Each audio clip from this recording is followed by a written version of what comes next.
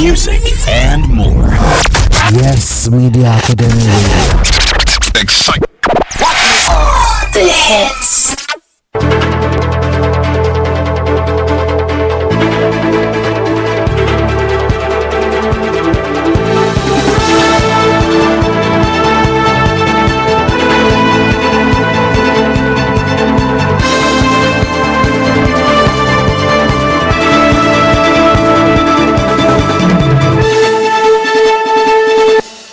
It's 12 o'clock and it's time for the global news on Yes Media Academy Radio.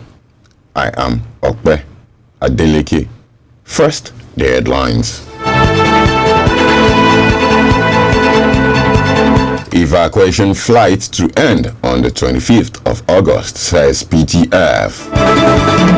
As Nigeria confirms 417 new COVID-19 cases set to resume international flights. Amechi reps in face-off over $33 billion Chinese loan. Ibadan residents begin manhunt for suspected serial killer. On the foreign scene, Michelle Obama makes rousing call to dump Trump at Democratic Convention. And on sports, Raw on shore of Eagles campaign.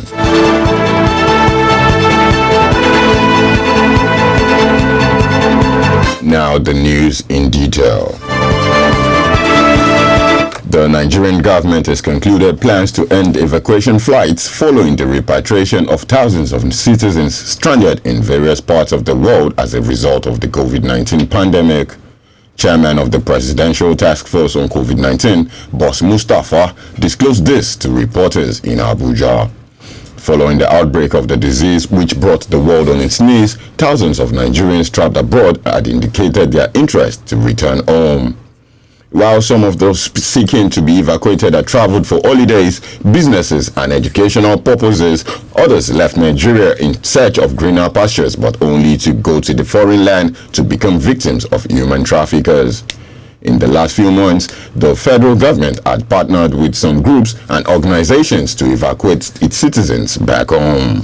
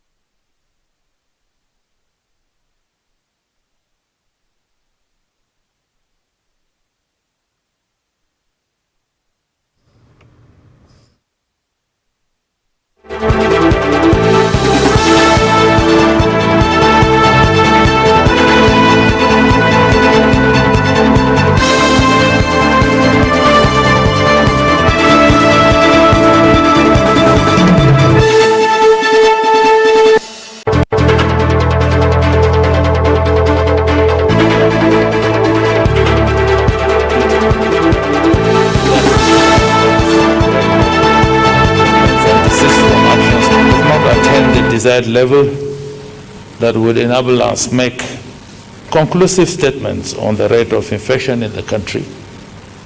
We must therefore continue to do that which gives us record improvements and desist from actions capable of undermining our successes.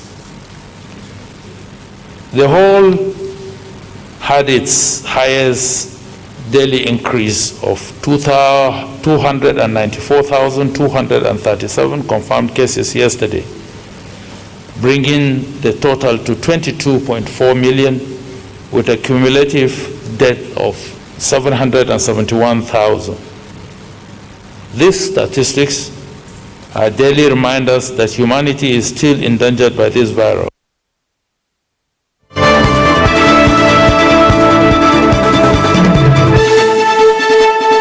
Nigeria is expecting the return of some of its citizens who have been convicted and pardoned in various countries around the world.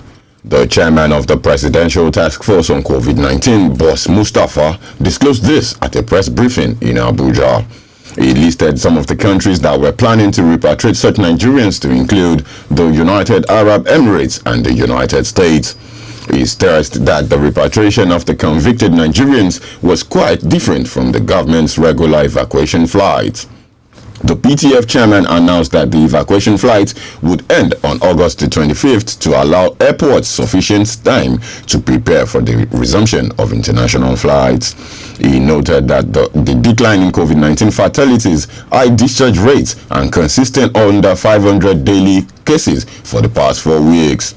Mustafa, who is the secretary to the government of the Federation, stressed that this was in spite of the huge jump in the nation's testing capacity and its increased daily tests conducted.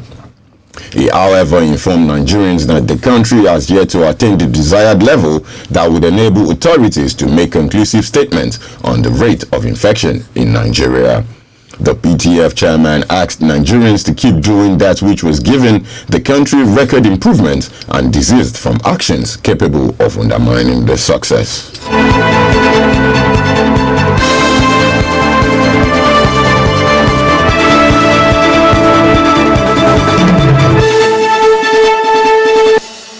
Nigeria on Monday confirmed 417 fresh COVID-19 cases as the country announced the date for the resumption of international flights. The Nigerian Center for Disease Control (NCDC) confirmed the new infections in a tweet on its official handle. The new infections were reported in 16 states and the Federal Capital Territory, Abuja, taking Nigeria's total COVID-19 pandemic figure to 49,485. The NCDC data showed that Lagos State, the COVID-19 hotbed in the West African country, had 207 new cases, the highest for the day, with Kaduna at 44, Ondo at 38, Abia at 28, Anambra at 21, and Plateau at 20.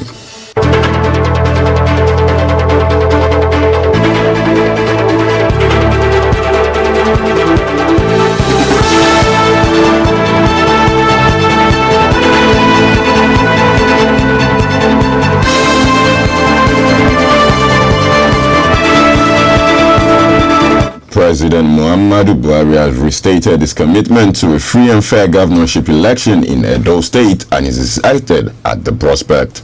Former chairman of the All Progressive Congress APC, Adams Oshiomhole, quoted President Buhari as saying when the duo met at the presidential villa on Monday. He said he also briefed the president on happenings in Edo State and quoted Buhari as saying that anyone who engages in unlawful activities before, during, and after the Edo polls will face the wrath of the law. According to Oshiomhole, President Buhari has always emphasized that the right of voters must be respected.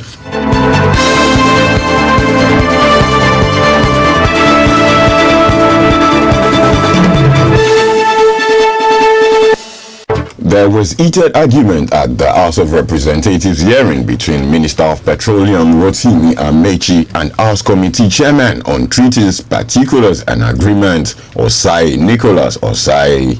It was during the legislative hearing on the loans agreement signed by the ministry.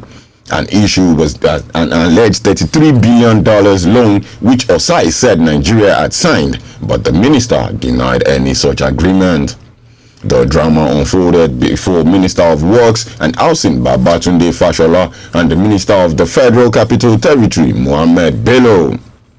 Amechi, who had won the committee against scrutinizing the Chinese loans, repeated his position that Nigeria might lose the opportunity of a loan to fund the Lagos to Calabar coastal rail line, and the people of the South-South will be denied that project because of the committee you set up to investigate the Chinese loans. Osai, PDP Delta, frowned at the misconceptions and misgivings on the legislative scrutiny of various agreements signed by government officials.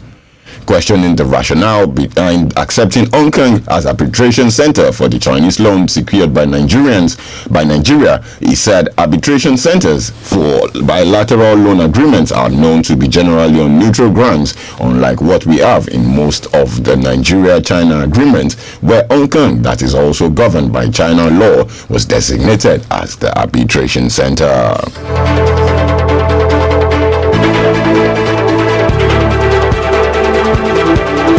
This Transport had a contract of 33 billion. We want to see it because as Minister for Transport, the only contract we've awarded so far is $1.6 billion contract for Lagos Ibadan, which is under threat. Can you speak to the questions I asked you now? You see, I told you from the beginning. I have a choice. Excuse me, sir. I have two choices. Please. You gotta let me speak, or I stop. Excuse me. We are guided by rules. And Sir. I'm coming. Just a minute. Mr. Chairman. I'm coming. Just a minute. Guidance, please. Just a minute. Just a minute. Please, just a minute. This is rules which you obey. From day one, I said when you ask question with time, you answer the question directly. We wouldn't want to go from question. Mr. Chairman, the implication of having a $3 billion contract is that I will have a large number of workers. Mr. Chairman, there is no $33 billion contract in Ministry of Transport. What we have in Ministry of Transport is $1.6 billion contract awarded under President Buhari and an $800 million contract awarded by President Goodluck Jonathan.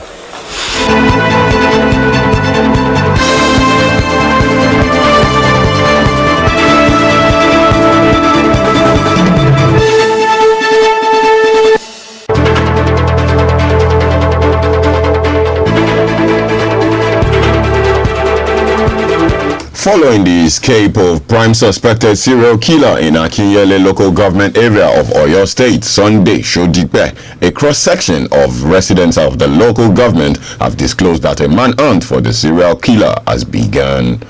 Though they expressed disappointment at the disclosure by the Oyo Police Command that the suspect escaped from their custody, the residents said they knew they had to assume the duty to rearrest the suspect. More than ever, the residents in separate conversations with newsmen said they were all under alert and all out for the suspected serial killer. A youth leader in Akinyele local government area, Adeja Ray Taiwo, said, "We no longer see the suspect in the area like we did sometimes last week. However, we have informed residents to begin a manhunt for the suspect, and we doubt if he will escape because people are all out for the suspect." Further speaking, he stated that they were disappointed to hear that the suspect escaped. However, people have to be on their alert and be very security conscious. Addressing journalists at the House of Assembly complex on the development, the lawmaker representing Ogbomosho North State constituency, Honorable Mumi Oladeji, asked the State Commissioner of Police, Joe Nwowu, to disclose persons that aided the escape of the suspect. In particular, Oladeji said it was imperative for the Inspector General of Police, Mohammed Adamu, to mandate the Oyo Commissioner of Police to launch a thorough investigation into the circumstances around the suspicious escape of the prime suspect, Sunday Shodipe. Speaking further, she admonished the Oyo Police Command to place a bounty on the head of Shodipe as one of the means to ensure a quick and successful rearrest of the suspect.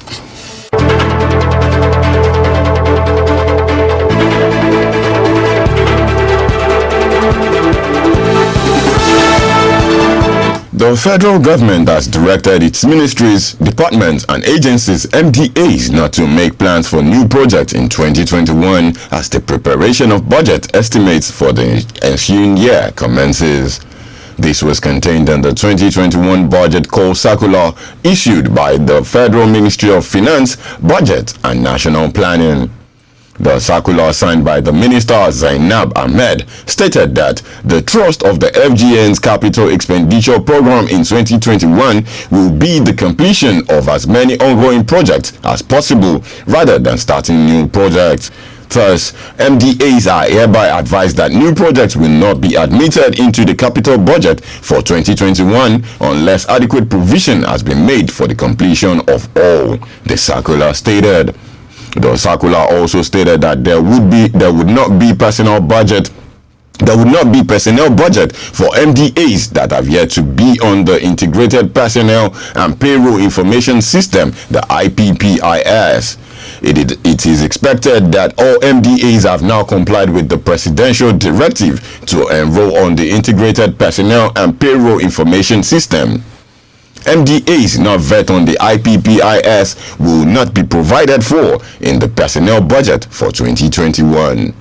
On personnel training and travels, the government said MDAs are enjoined to restrict their travels, training and capacity development programs to locations within the country and as close to their office locations as possible. Foreign travels and training should be limited to exceptional cases and with the approvals in accordance with the extant government policy.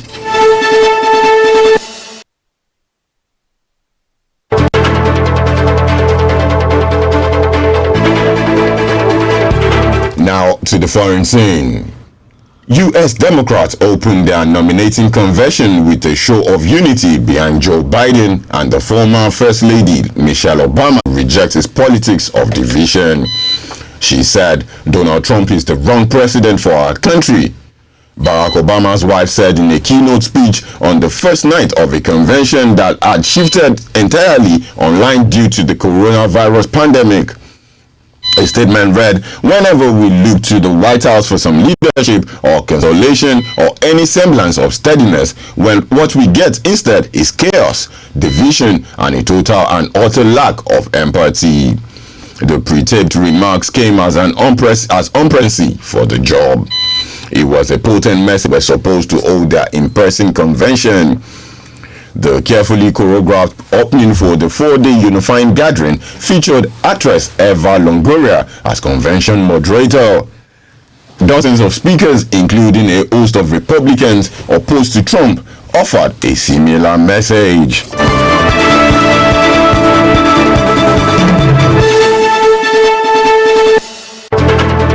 Our time, and everyone's feeling it in different ways. And I know a lot of folks are reluctant to tune into a political convention right now, or to politics in general. Believe me, I get that. But I am here tonight because I love this country with all my heart. And it pains me to see so many people hurting. I've met so many of you. I've heard your stories. And through you, I have seen this country's promise.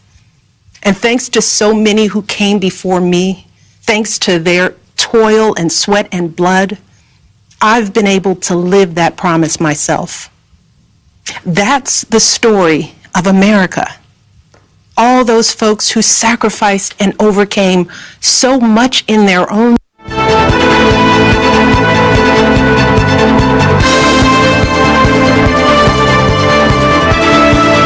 Now sports.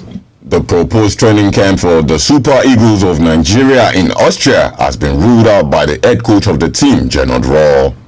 Rohr and his employees, the Nigerian Football Federation, the NFF, were awaiting the approval of the football governing body, FIFA, for the 2 friendly games proposed for next month in Austria, but the tactician confirmed yesterday that the camp would not be possible. Rohr also took time to wish Nigerians well as the number of COVID-19 cases are reducing around the country. Meanwhile, Bundesliga club Werder Bremen are looking to sign Nigerian defender Jamie Luke Collins from relegated SC Paderborn. According to reports in the German press, the Greens have made an approach to sign the 26-year-old left back this summer. Schalke 04 and Turkish club Besiktas are also interested in Collins, who joined Paderborn as a free agent in September 2017 after leaving Croatian club HNK Rijeka. Kaduna-born Collins scored once and provided 2 assists in 32 league appearances for Paderborn last season.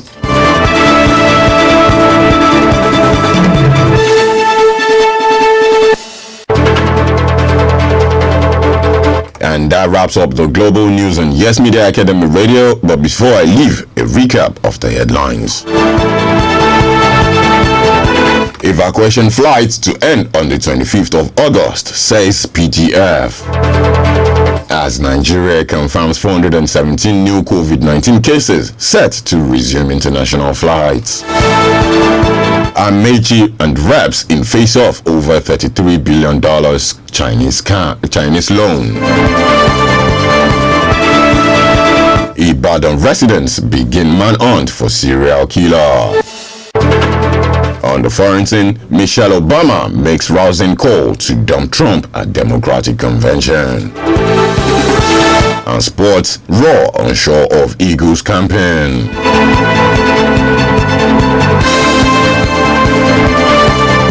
And that's the end of the news as produced and edited by Olatunde Idowu and brought to you airing by Okpe Adeleke. Many thanks for staying with us.